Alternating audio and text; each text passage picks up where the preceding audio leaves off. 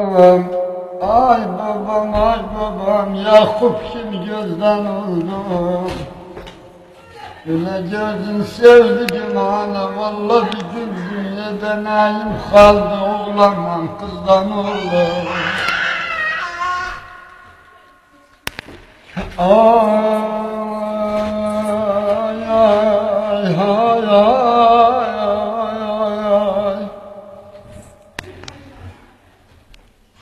Evedinem bugün bu kimse beni sormadı. Ağladı gözlerim vallahi yüzüm gülmedi.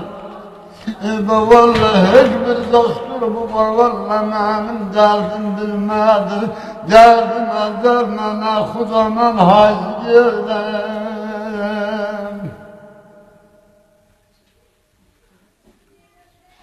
Ülen günde gün yara üledimezdi. Canım çıksın bu hamiye çok azdı. Eve üstten emir geldi, katipler yazdı. Ah ana derdime dermen hemen hayz geldim.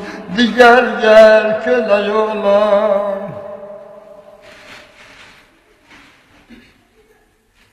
Ülen çıksam dağ başına vallahi çıkılmaz derdim. Yer göğün saygısı sen ile yardım.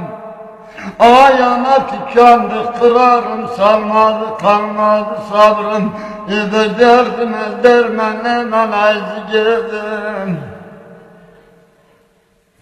Ay aman ay aman ay aman ay aman ay aman.